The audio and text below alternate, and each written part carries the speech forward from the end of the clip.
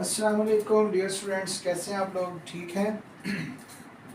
अच्छा स्टूडेंट्स, आज हमने पढ़ना है, जो हमारा नेक्स्ट टॉपिक है वो है procedure to solve circuit problems. कि हम सर्किट प्रॉब्लम्स को किस तरह से सॉल्व करेंगे, क्योंकि ये आपके पास इलेक्ट्रिसिटी है और इसके अंदर हमने क्या देखना है, बहुत सारे आपको सर्किट्स दिए जाएंगे। उन सर्किट्स के अंदर आपको रेजिस्टेंस, वोल्टेज और इसी तरह से करंट जो है ये फाइंड करना होगा। तो सर्किट सॉल्विंग मेथड जो है, इसमें सबसे पहले आपने काम ये करना होता है, ड्रा सर्किट डायग्राम।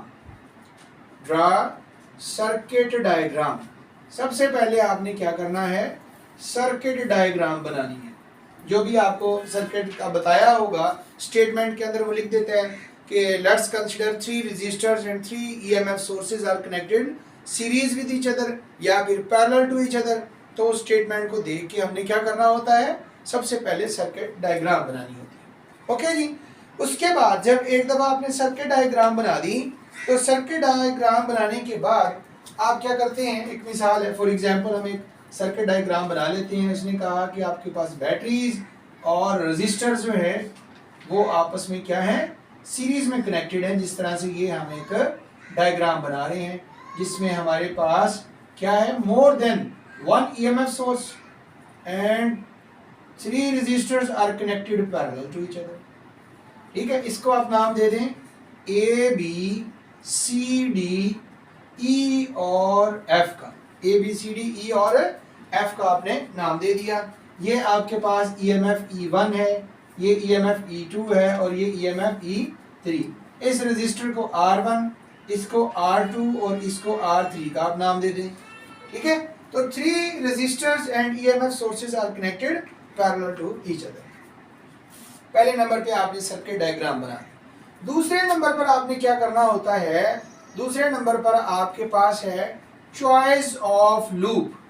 आपने क्या काम करना है, लूप को चूज करना है इस वक्त। अच्छा, लूप जब आपने चूज करनी है, उसकी शर्त ये है कि आप जिस लूप को भी चूज कर रहे हैं उसमें क्या हो, कम से कम रजिस्टर एक बार जरूर आ जाए।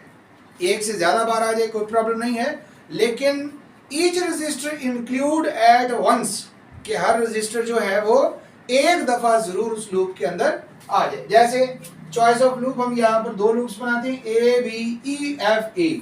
एक आ गई आपके पास A B E F A, दूसरी आपके पास आ गई B C D E B, B C D E B. ये 2 आपके पास लूप्स हैं।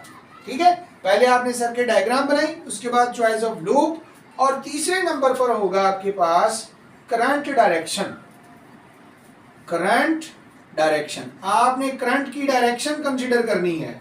मतलब हमारे पास 2 ही किस्म की डायरेक्शंस होती है, एक होती है क्लॉकवाइज और दूसरी होती है एंटी क्लॉकवाइज।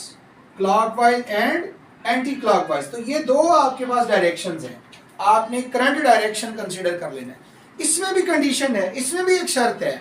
शर्त ये है कि जब आप करंट को कंसीडर करेंगे, चाहे वो क्लॉकवाइज है चाहे वो एंटी क्लॉकवाइज है, तो हर लूप के अंदर करंट डायरेक्शन सेम होनी चाहिए।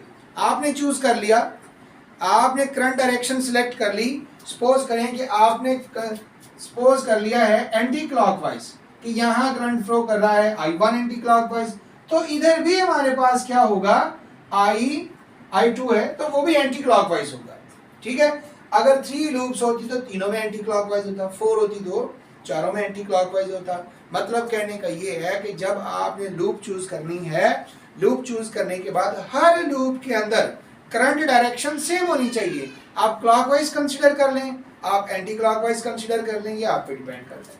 इसके बाद बच्चों, चौथा और मोस्ट इंपोर्टेंट पॉइंट होता है, वो होता है आपके पास लूप इक्वेशन। वो कौन सा स्टेप है आपके पास, लूप इक्वेशन के। आपने लूप इक्वेशन ड्राइव करनी, जिस तरह से आपने किरचॉफ्स फर्स्ट रूल के अंदर ड्राइव किया था। आपके पास एक ही क्लोज लूप थी और उसमें आपने एनर्जी चेंजेस फाइंड किए और एक इक्वेशन ड्राइव की, जैसे हमने लिखा E1 minus IR1 minus E2 minus IR2 is equal to 0।